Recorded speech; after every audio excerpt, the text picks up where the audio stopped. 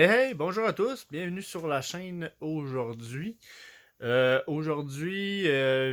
sur un autre jeu, un nouveau jeu. C'est pas nouveau, c'est pas un jeu récent, mais c'est un jeu que je veux vous faire découvrir. C'est un jeu que pour ceux qui ne l'ont pas fait en 2015, c'est un jeu qui vaut la peine d'être connu. Alors aujourd'hui, j'ai décidé de vous parler du jeu euh, de Evil Waiting. Alors, je vais vous montrer la question du jeu juste ici. De Evil Waiting. De Evil Waiting, un jeu fait par Bethesda et Tango Gamesworks qui ont travaillé conjointement, je pense, sur le projet pour venir au fin de ce jeu-là. C'est un jeu d'horreur et c'est un jeu qui a également une suite. Alors, The Evil Waiting, ceci est le premier opus et nous avons également The Evil Waiting 2. Alors, c'est une licence qui, pour ceux qui vont apprécier celle-ci, devrait grandement apprécier la suite. La suite que je vais également vous en faire une vidéo lorsque je vais avoir terminé le premier. Bien évidemment, j'aime ça faire les jeux un à la fois pour justement rentrer un maximum dans l'immersion et dans l'histoire. Question que je sois captivé et que je puisse vous en parler avec passion comme je fais mes vidéos. Alors, de Evil Waiting, qu'est-ce que je peux vous dire de ce jeu-là? Alors, pour commencer, vous jouez le rôle d'un inspecteur de police. Je ne vais pas divulguer de nom ou quoi que ce soit. Pour ceux qui n'ont pas joué au jeu, je veux pas faire de spoil. Je veux vraiment que vous rentrez dans l'immersion totale de ce jeu-là, étant donné que le genre de jeu comme ça, c'est quand même très facile de faire des spoils puisque c'est une histoire continue. C'est un jeu qui fonctionne par chapitre. Et dans chaque chapitre, vous êtes dans un monde semi-ouvert que vous pouvez vous promener. Euh, en fait, vous avez votre tableau à accomplir, mais vous avez quand même une bonne liberté dans ces tableaux-là, justement pour pouvoir avancer et trouver des choses et des ressources pour votre personnage. Alors, bien évidemment, c'est un jeu d'horreur auquel vous devez trouver l'énigme de l'histoire. Et vous avez également une multitude de choses que vous devez accomplir au niveau objectif. Vous avez des objectifs à faire en vous promenant dans ce monde-là. Et vous avez aussi une multitude d'équipements que vous pouvez trouver et améliorer à mettre sur votre personnage, mais que bien évidemment, dans vos chapitres, vous devez trouver. Ça va être très important pour avancer dans l'histoire, d'essayer de trouver le plus possible de ces équipements-là. Alors, je vais commencer en faisant une petite explication là, tutoriel comme je fais à chaque vidéo. Alors, pour le menu Press Start, nous avons ici le menu qui est quand même assez simple. Nous avons ici le dictatiel que vous pouvez à tout moment aller chercher des informations pour les manipulations de la manette comme tous les jeux. Sinon, ici, vous avez l'onglet Archives. C'est quoi l'onglet Archives? C'est que à force de vous promener dans vos chapitres, vous allez découvrir certains documents qui vont vous donner des informations pour justement avoir plus d'informations sur l'histoire et certaines histoires de gens ou quoi que ce soit qui s'est passé autour de vous dans ce jeu-là. Vous avez quand même, comme vous pouvez voir dans le bas, plusieurs onglets. Alors, vous avez également des documents, des notes anciennes que vous pouvez trouver. Vous avez des documents personnels, documents normaux. Vous avez des fragments de cartes également à trouver. Vous avez aussi des journaux à trouver, des avis de recherche, des enregistrements, et vous avez également certains items de quête que vous allez trouver pour vous permettre d'avancer davantage dans l'histoire. Alors, vous avez accès à ça dans cet endroit-ci. Sinon, ben, vous pouvez recommencer votre chapitre, charger une partie, aller dans les options facilement, menu principal ou aide. Alors pour le menu Press Start, ça ressemble à ceci. Sinon, qu'est-ce que j'ai à en dire pour le jeu? C'est un jeu qui en ce moment je le joue sur une Xbox Series X avec la résolution 4K Ultra. Alors, c'est vraiment la plus belle résolution d'image que vous allez pouvoir avoir sur ce jeu-là présentement. Outre les joueurs qui jouent sur PC, bien évidemment. C'est un jeu qui, je trouve que pour avoir été fait en 2015. Au niveau graphisme et jouabilité, le jeu est très bien fait. Le style de combat, on pourrait considérer que c'est un jeu euh, de survie, en fait, puisque vous avez quand même des armes sur vous pour vous défendre que vous allez trouver dans l'histoire, mais que vous allez au niveau munitions être très limité.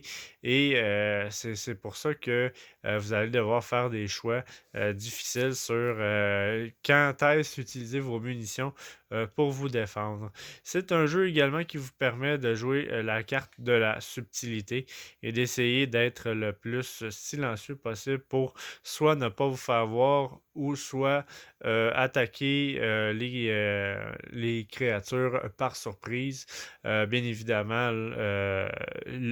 c'est pas un jeu énormément de combat en tant que tel, c'est vraiment plus un jeu de survie et vos armes sont vraiment faites pour vous défendre en cas d'attaque et non nécessairement être utilisées en tout temps. Et sinon, si on regarde dans l'ensemble ici, ça ici, c'est votre inventaire et c'est l'inventaire de tout ce que vous allez trouver dans le jeu. Alors, comme vous pouvez voir dans le haut, juste ici, vous avez votre barre de vie. Vous avez également de l'énergie de fatigue que vous pouvez utiliser pour courir. Sachez que c'est la même chose pour les combats à main nue. C'est cette énergie-là que vous allez manquer le plus souvent si vous ne montez pas ceci. Euh, et c'est très, très, très, très majeur comme point. Fait que c'est ça. Ici, nous avons l'inventaire. Alors, vous pouvez avoir votre arbre ici. Vous avez des trousses de premiers soins que vous pouvez trouver. Vous avez un arme à feu que vous avez ici. Un shotgun également que j'ai réussi à obtenir. Vous avez ici des grenades également. Un arbalète que vous pouvez vous-même fabriquer vos munitions à base de pièces nécessaires, que ce sont des pièces que vous allez pouvoir obtenir en désamorçant des pièges ou à les trouver dans certains coffres. Et vous avez également des seringues pour vous remettre de la vie. Alors, c'est très important de garder un œil souvent sur votre inventaire puisque le matériel que vous avez est limité. Et c'est pas quelque chose qui va être facile nécessairement à trouver. Vous avez des choses qui sont très dures à avoir et c'est pour ça que vous allez devoir faire attention à votre mode survie pour justement pas utiliser trop de ressources lorsque vous allez arriver dans des endroits plus critiques où vous allez en avoir absolument de besoin. Si on pèse sur Y pour chaque item, vous avez ici les informations de chaque item. Alors, comme vous pouvez voir sur le côté, on a les attributs du revolver. C'est la même chose pour le shotgun ici. On a les attributs pour tous les équipements. Vous avez sur le côté ici un raccourci que vous pouvez créer avec vos flèches. Alors, vous pouvez placer les items que vous utilisez le plus souvent sur le côté. Sinon, de l'autre côté, nous avons une genre de petite bouteille avec un cerveau dedans. Ces ressources-là sont considérées comme de la monnaie dans le jeu. Et sachez que sans vous spoiler l'histoire, vous allez pouvoir vraiment euh, augmenter toutes les aptitudes de votre personnage au niveau combat, quantité de munitions, style de jeu. En fait, vous allez vraiment pouvoir le monter en investissant cette monnaie-là dans votre personnage pour pouvoir être davantage meilleur avec votre joueur, en fait. Et vous pouvez monter la fatigue, la quantité de munitions, vous pouvez augmenter votre résistance, vous pouvez augmenter également les aptitudes de vos armes à feu et de vos munitions pour qu'ils soient plus fortes ou qu'ils aient plus d'impact. Vous pouvez également monter des aptitudes pour avoir une plus grosse inventaire au niveau munitions et tout. Alors, c'est vraiment un jeu qui est très, très, très tactique pour avancer. C'est sûr que c'est quand même pas le jeu le plus difficile non plus. Une fois que vous vous êtes adapté au mode de jeu, c'est quand même assez simple de s'en sortir. Mais sachez que pour les gens qui vont jouer ce jeu-là en mode de difficulté difficile, c'est recommandé de vraiment faire attention à votre inventaire. C'est également un jeu qui vient avec 3 DLC. Vous avez la possibilité d'acheter la Season Pass pour avoir accès à ces DLC-là. Sinon, bien évidemment, ben, vous allez pouvoir acheter la version Premium, je crois, qui va automatiquement vous donner accès à la Season Pass avec les 3 DLC. Alors, j'ai pas fait les DLC encore, je me concentre sur l'histoire principale pour commencer. Et je vous dirais que c'est très captivant. Et comme j'expliquais, c'est un jeu qui fonctionne par chapitre. Alors, à chaque fois que vous avancez un chapitre, bien évidemment, le jeu et le niveau de difficulté augmentent en frais de tactique et de façon de faire pour avancer dans chacun des chapitres. Alors, c'est ce que j'avais à dire sur Evil Waiting, jeu que je recommande fortement aux fanatiques de jeux d'horreur. C'est un jeu que l'histoire est captivante et que pour ceux qui aiment l'histoire peuvent également s'enrichir de la suite qui est de Evil Wedding 2 que j'ai hâte également de faire après celui-ci. Alors, pour ceux qui ont aimé la vidéo, merci d'avoir été avec moi aujourd'hui, d'avoir pris le temps de la regarder.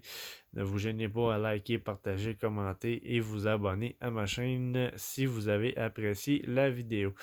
Sur ce, je vous dis à la prochaine, jusqu'à la prochaine vidéo qu'on va découvrir ensemble pour le prochain jeu que je vais vous en faire la chronique. Alors merci et au revoir.